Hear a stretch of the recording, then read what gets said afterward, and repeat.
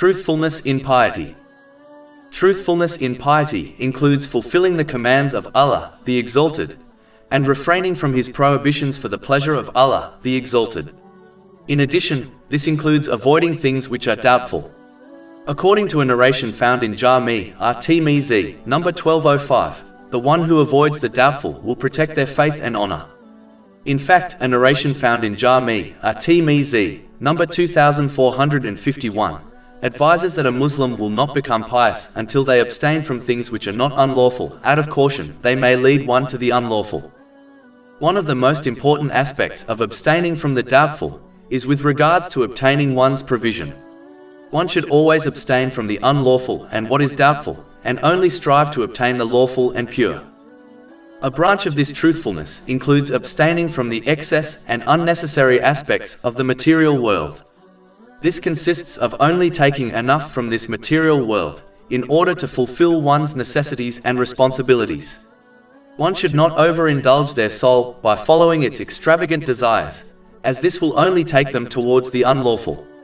Even if one is safe from the unlawful, overindulging in extravagance will only cause a person to increase their accountability on the Day of Judgment. The more one is held accountable, the more likely they will be punished. This is why the Holy Prophet Muhammad, peace and blessings be upon him, warned in a narration found in Sahih Bukhari, number 6536, that a person will be punished if their deeds are scrutinized by Allah, the Exalted, on Judgment Day. One should avoid both greediness and extravagance in what concerns their food, clothing, and shelter. Even though they have been holy prophets, peace be upon them, such as the Holy Prophet Dawood, peace be upon him, and other righteous people who were rich, yet their intention for gaining and spending wealth was only to please Allah, the Exalted, unlike the majority of the well-off Muslims today. Unfortunately, some Muslims use the names of the righteous predecessors in the incorrect way by claiming they also earned and spent wealth. In their eyes, this somehow justifies earning, hoarding, or incorrectly spending wealth they do not need. Their very behavior contradicts the actions of the righteous predecessors, who only earned to fulfill their necessities and responsibilities. Those who were wealthy only spent their wealth according to the pleasure of Allah, the Exalted, never wasting it through extravagance or hoarding it through greed. How many well-off Muslims today can say the same about themselves? In addition, Muslims should understand that the righteous who obtained wealth were the trustees of Allah, the Exalted, on earth. They were only the guardians of the wealth, and never saw themselves as being its true owner. Chapter 57 Al-Hadith, verse 7. Believe in Allah and His Messenger, and spend out of that in which He has made you successive inheritors. They understood why Allah, the Exalted, created them and what He desired from them. So they only spent wealth according to the commands of Allah, the Exalted, and never spent on things according to their own desires. These righteous people were certain that their souls and possessions belonged only to Allah, the Exalted. So they reached the highest level of gratitude by using each worldly blessing according to the commands of Allah, the Exalted. These people may have been given plenty of worldly things, but they did not put their trust in them. They only put their trust in Allah, the Exalted. They took no pleasure in their belongings, and only saw them as a duty which needed to be discharged according to the pleasure of Allah, the Exalted. Their hearts were not attached to their belongings, nor did they exclude others from enjoying the worldly blessings they possessed by greedily hoarding them. This is why they possessed worldly things, but the things did not possess them. They had wealth, but chose poverty for themselves as they spent to fulfill the needs of others. They took delight only in the obedience of Allah, the Exalted, by using their worldly possessions according to His wish instead of their own. Neither did they grieve or show displeasure when they lost worldly things, as they preferred the choice of Allah, the Exalted, over all things. They took no pleasure or joy in their worldly possessions. So in reality, they had abstained from the material world, even though they possessed worldly things. The possessions were in their hands, not in their hearts. They understood that the true love of Allah, the Exalted, consisted of turning away from this material world with their hearts and intentions. Chapter 20 Taha, verse 131. And do not extend your eyes toward that by which we have given enjoyment to some categories of them, its being but the splendor of worldly life by which we test them. And the provision of your Lord is better and more enduring. This in reality is quite clear when one actually studies the lives of the righteous predecessors, instead of assuming they were just businessmen. Unfortunately, many Muslims today claim to follow in their footsteps, even though they drown themselves collecting and hoarding the material world. The majority of people are fooled into thinking they are following in their footsteps, when they are actually nothing alike. These worldly people trust and love their possessions, whereas the righteous had worldly possessions, but only trusted and loved Allah, the Exalted. Worldly possessions were in the hands of the righteous predecessors, not in their hearts, while many today have no possessions in their hands, but still have them in their hearts. One should take heed to how Allah, the Exalted, has described the material world, and therefore not prioritize it over preparing for the eternal hereafter. Chapter 57 Al-Hadid, verse 20. Know that the life of this world is but amusement and diversion and adornment, and boasting to one another and competition, in increase of wealth and children. It is important to note, the material world which one should detach from actually refers to one's desires. It does not refer to the physical world, such as the mountains. This is indicated by chapter 3 Ali Imran, verse 14. Beautified for people is the love of that which they desire, of women and sons, heaped up sums of gold and silver, fine branded horses and cattle and tilled land. That is the enjoyment of worldly life, but Allah has with him the best return, i.e. paradise. These things are connected to the desires of people, and by them one becomes distracted from preparing for the hereafter. When one abstains from their desires, they are in fact detaching from the material world. This is why a Muslim who does not possess worldly things can still be regarded a worldly person because of their inner desire and love for it. Whereas, a Muslim who possesses worldly things, like some of the righteous predecessors, can be considered detached from the material world as they do not desire and occupy their minds, hearts and actions with them. Instead they desire lies in the eternal hereafter. The first level of abstinence is turning away from unlawful and vain desires, which are not connected to the pleasure of Allah, the Exalted. This person busies themselves in fulfilling their duties and responsibilities, all the while focusing on the hereafter. They turn away from things and people who prevent them from fulfilling this important deed. The next stage of abstinence is when one takes only the things they need from the material world, in order to fulfill their necessities and responsibilities.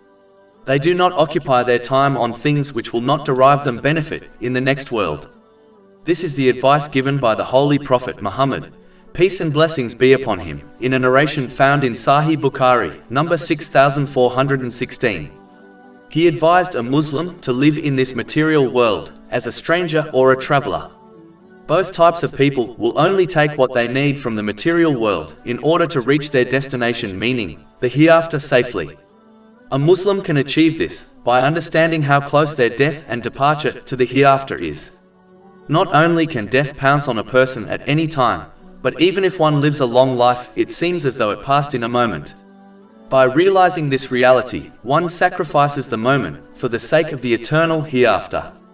Shortening one's hope for a long life in this material world will encourage them to perform righteous deeds, sincerely repent from their sins, and prioritize preparing for the hereafter over all else. The one who hopes for a long life will be inspired to behave in the opposite manner. The one who is truly abstinent in the material world neither blames it nor praises it. They do not rejoice when they gain it, nor do they grieve when it passes them by. The mind of this pious Muslim is too focused on the eternal hereafter to greedily notice the small material world. Abstinence consists of several different levels. Some Muslims abstain in order to free their hearts of every vain and useless occupation, so that they can fully concentrate on obeying Allah, the Exalted, and fulfill their responsibilities towards people.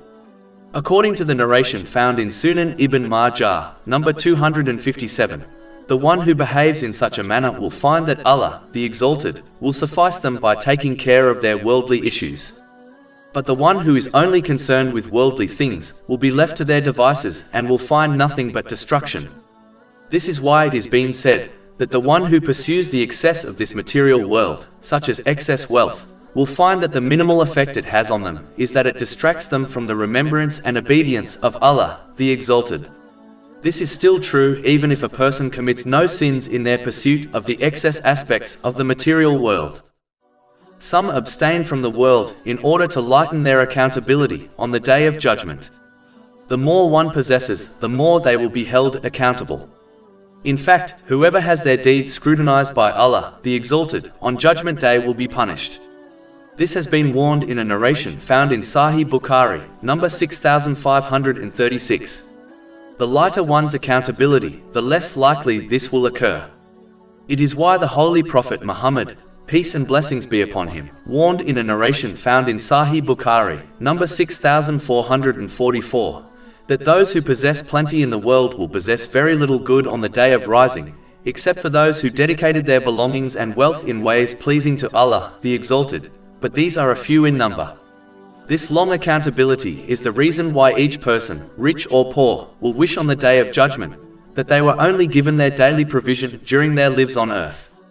This has been confirmed in narration found in Sunan Ibn Majah, number 4140.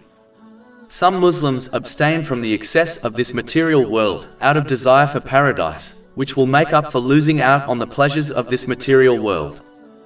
Some abstain from the excess of the material world out of fear of hell. They rightfully believe that the more one indulges in the excess of this material world, the closer they are to the unlawful, which leads to hell. This has been warned in a narration found in Jami' at-Tirmidhi, number 1205. In fact, it is why the Holy Prophet Muhammad, peace and blessings be upon him, advised in a narration found in Sunan Ibn Majah, number 4215, that a Muslim will not become pious until they abstain from something which is not a sin, out of fear it may lead to a sin. The highest degree of abstinence is to understand and act on what Allah, the Exalted, desires from His servants, which has been mentioned throughout the Holy Quran and the narrations of the Holy Prophet Muhammad, peace and blessings be upon him. Namely, to abstain from the excess of the material world out of servanthood to Allah, the Exalted, knowing that their Lord does not like the material world.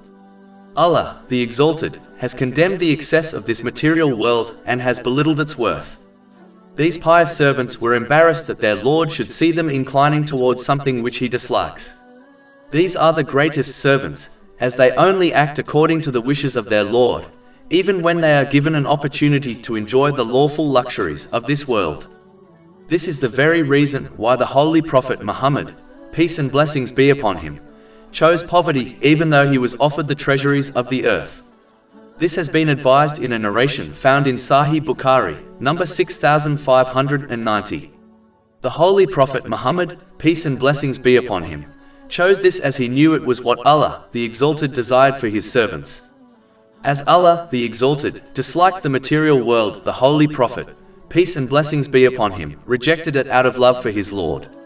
How can a true servant love and indulge in what their Lord dislikes? The Holy Prophet Muhammad, peace and blessings be upon him, did set an example for the poor by choosing poverty and taught the rich how to live through his words and actions.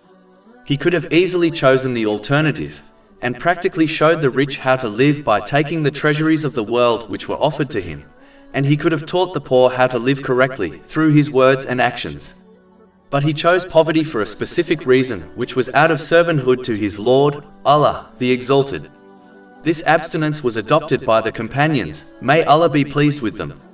For example, the first rightly guided Caliph of Islam, Abu Bakr Siddiq, may Allah be pleased with him, once cried when water sweetened with honey was given to him. He explained that he once observed the Holy Prophet Muhammad, peace and blessings be upon him, pushing away an invisible object. The Holy Prophet, peace and blessings be upon him, told him the material world had come to him and he commanded it to leave him alone. The material world replied that he had escaped the material world, but those after him would not.